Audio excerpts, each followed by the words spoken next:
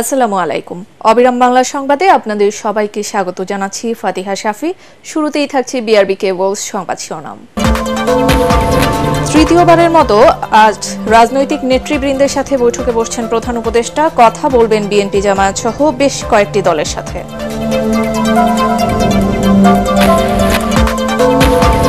ভারী বর্ষণ ও পাহাড়ি ঢলে শেরপুর ও ময়মনসিংহে আকস্মিক বন্যায় তলিয়ে গেছে ১৫০-রও বেশি গ্রাম।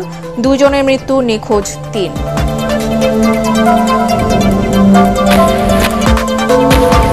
কারিকুলামে বারবার পরীক্ষা নিরীক্ষায় শিক্ষার্থীদের মাঝে তৈরি হচ্ছে অস্থিরতা। পরিমার্জন করে আন্তর্জাতিক মানের শিক্ষাক্রম প্রণয়নের পরামর্শ গবেষকদের।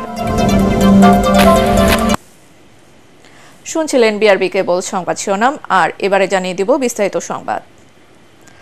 সাবেক রাষ্ট্রপতি প্রখ্যাত চিকিৎসক অধ্যাপক ডাক্তার AQM বদরুদ্দোজা চৌধুরী ইন্তেকাল করেছেন। ইন্না লিল্লাহি ওয়া ইন্না ইলাইহি রাজিউন।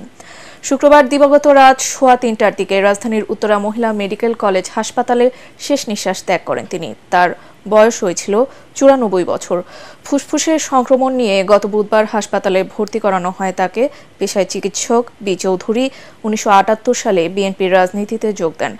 পরের বছর সংসদ সদস্য নির্বাচিত হন। 2001 সালে রাষ্ট্রপতি নির্বাচিত হলেও পরের বছর ওই পদ থেকে ইস্তফা দেন বি চৌধুরী। 2004 সালে বিকল্পধারা বাংলাদেশ নামের নতুন রাজনৈতিক দল গঠন করেন তিনি। সাবেক রাষ্ট্রপতির প্রথম জানাজা সকাল 9টায় হাসপাতাল প্রাঙ্গণে অনুষ্ঠিত হয়। বাদ জোহর বাড়িধারা আতিক মসজিদে দ্বিতীয় জানাজা শেষে লাশ হিমঘরে রাখা হবে। রোববার সকাল 10টায় মুন্সিগঞ্জের শ্রীনগর স্টেডিয়ামে জানাজা শেষে নিজ গ্রামে দাফন করা হবে বি চৌধুরীকে।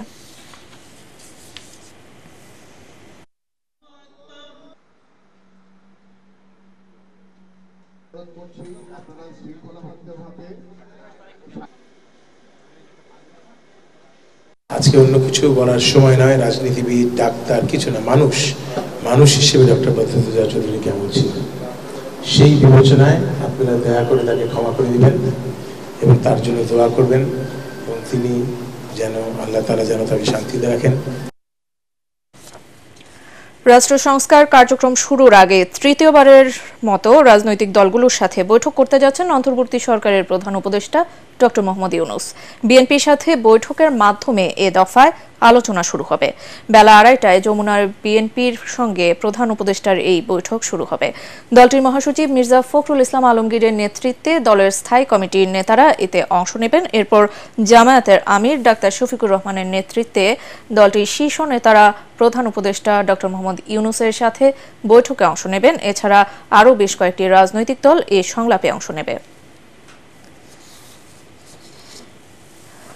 বাতিল হওয়া শিক্ষাক্রমে কত টাকা গচ্চা গেল তার তদন্ত করবে এনসিটিবি। পাশাপাশি 2025 সাল থেকে চালু হতে যাওয়া শিক্ষাক্রমকে পরিমার্জন করে যুগোপযোগী করা হবে।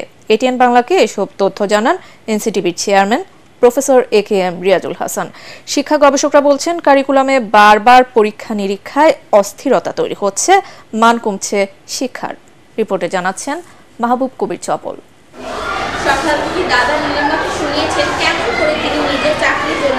শিক্ষাক্রমকে বলা হয় শিক্ষার সংবিধান, কিন্তু এই সংবিধানে কাটাছেঁড়া চলছে বারবার। 1972 সাল থেকে 7টি শিক্ষা কমিশনের সুপারিশে শিক্ষাক্রম পরিবর্তন করা হয় 7 বার। 5 বছর গবেষণা করে সবশেষ যে কারিকুলাম চালু করা হয়েছিল 2 বছর না যেতেই সেটিও বাতিল করতে হলো। এতে শুধু প্রশিক্ষণ বাবদ খরচ হয়েছে 1000 কোটি টাকার বেশি। ওই শিক্ষাক্রমের পেছনে মোট কত টাকা নষ্ট হয়েছে তার তদন্ত করবে এনসিটিবি। ভবিষ্যতে এমন পরিবর্তনে সতর্ক থাকবে প্রতিষ্ঠানটি।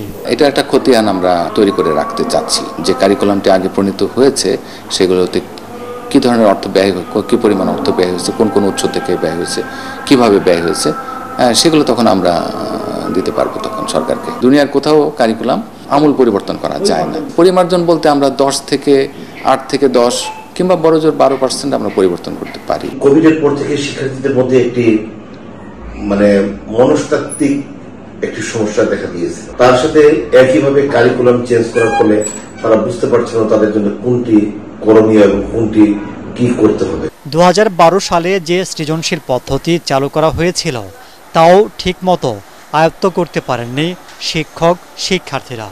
নির্ভরতা বাড়ে কোচিং কিংবা প্রাইভেটের। ওই শিক্ষাক্রমে আবারও ফিরে যাওয়ায় একই ধরনের আশঙ্কা করা হচ্ছে।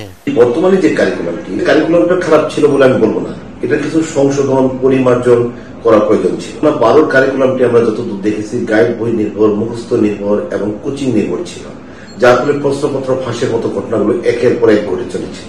সে প্রাইভেট পড়াতো না, যদি তার উপযুক্ত বেতন ভাতা দিয়ে সে পেত, তার সামাজিক মর্যাদা থাকতো, তাহলে প্রাইভেট পড়ানো কমে যেত। আমাদের পার্শ্ববর্তী দেশেও কিন্তু এরকম ছিল। প্রশিক্ষণ এবং তাদের জন্য আলাদা বিশেষ ধরনের বেতন কাঠামো যদি তৈরি করা যায়, তাহলে আমার ধারণা যে আমাদের শিক্ষার গুণগত পরিবর্তন আসবে।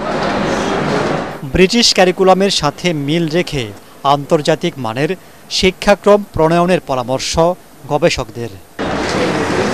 মাহবুব কবির চপল, ATN বাংলা, ঢাকা। ভারী বর্ষণ ও পাহাড়ি ঢলে শেরপুর ও ময়মনসিংহের আকস্মিক বন্যায় 2 জনের মৃত্যুর ঘটনা ঘটেছে। এদিকে পানিতে ভেসে গিয়ে এখন পর্যন্ত 3 জন নিখোঁজ রয়েছেন। নিহতরা হলেন শেরপুরের নালিতাবাড়ির খালিশাকুড়া গ্রামের ইদ্রিস আলী ও বাঘবের গ্রামের আম্বিয়া খাতুন, আর নালিতাবাড়ি উপজেলার নামাবাদকুচি গ্রামের মহুয়া খাতুন। উভয়নগর গ্রামের 2 ভাই হাতেম আলী ও আলমগীর শুক্রবার রাতে বন্যার পানিতে ভেসে গেছেন। এখন পর্যন্ত তাদের খোঁজ মেলেনি। এদিকে শেরপুরের নালিতাবাড়ি, শ্রীবর্দী ও ঝিনাইগাতি উপজেলায় কমপক্ষে 113টি গ্রাম ও ময়মনসিংহের ধোবাউড়ায় 50টি গ্রাম বন্যার পানিতে প্লাবিত হয়েছে। তলিয়ে গেছে ফসলি জমি, ভেসে গেছে পুকুরের মাছ। পানিবন্দী হয়ে পড়েছে কয়েক হাজার পরিবারের মানুষ।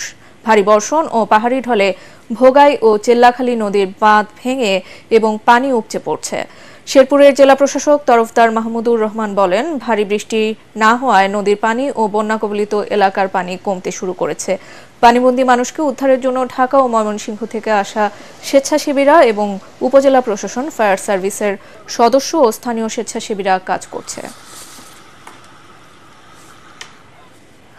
সাভারের আশুলিয়ার শিল্পাঞ্চলে তৈরি পোশাক কারখানার শ্রমিকরা কাজে ফিরেছেন, যার ফলে পোশাক কারখানাগুলোতে কর্মমুখরতা ফিরে এসেছে। সকাল থেকে শ্রমিকরা নিজ নিজ প্রতিষ্ঠানে কাজে যোগ দিয়েছেন, মনোযোগী হয়েছেন উৎপাদনে। শিল্প পুলিশ জানায়, আশুলিয়ায় সকল পোশাক কারখানায় শ্রমিকরা শান্তিপূর্ণভাবে কাজে যোগ দিয়েছেন। তবে এখন পর্যন্ত কোথাও কোনো বিশৃঙ্খলার খবর পাওয়া যায়নি। তবে কারখানার নিরাপত্তায় পুলিশ ও সেনাবাহিনী মোতায়েন রয়েছে।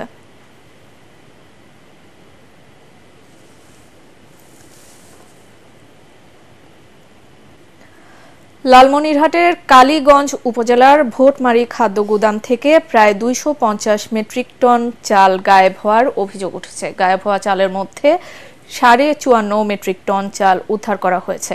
শুক্রবার থেকে ওই গোডাউনের ভারপ্রাপ্ত কর্মকর্তা ফেরদৌস আলমের কোনো খোঁজ পাওয়া যাচ্ছে না। এ ঘটনায় 4 সদস্যের তদন্ত কমিটি গঠন করা হয়েছে।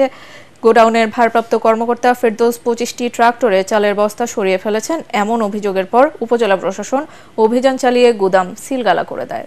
আর এবারে থাকছে পার্টেক্স খেলার খবর।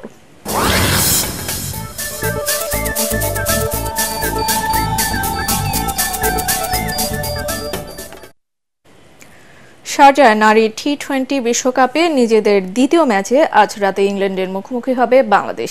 প্রথম খেলায় স্কটল্যান্ডকে 16 রানে হারিয়ে টুর্নামেন্টে শুভ সূচনা করেও স্বস্তিতে নেই নিগার সুলতানা জ্যোতির দল। ব্যাটিং নিয়ে কিছুটা দুশ্চিন্তা রয়েই গেছে হাসান তিলকারত্নের শিষ্যদের।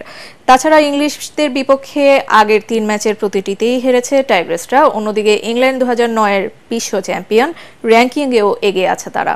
বাংলাদেশ আছে 9-এ আর 2-এ আছে হিথার নাইটের দল। বাংলাদেশ সময় রাত 8টায় শুরু হবে ম্যাচটি।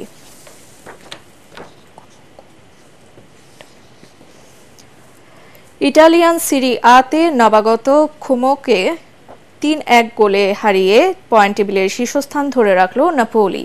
খেলার প্রথম মিনিটেই ম্যাকটোমিনির গোলে লিড নেয় নাপোলি। তবে প্রথমার্ধের খেলা শেষে 2 মিনিট আগে গ্যাব্রিয়েল স্টেরিফেজ্জার গোলে ম্যাচে সমতায় ফেরে খোমো। কিন্তু দ্বিতীয়ার্ধে আর পেরে ওঠেনি 21 বছর পর সিরি আতে উঠে আসা দলটি।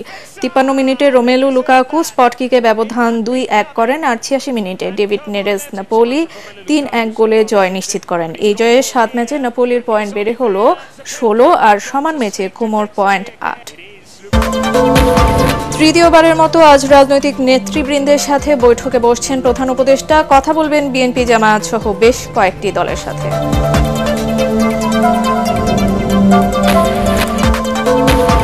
ভারী বর্ষণ ও পাহাড়ি ঢলে শেরপুর ও ময়মনসিংহে আকস্মিক বন্যায় তলিয়ে গেছে 150-রও বেশি গ্রাম, 2 জনের মৃত্যু, নিখোঁজ 3।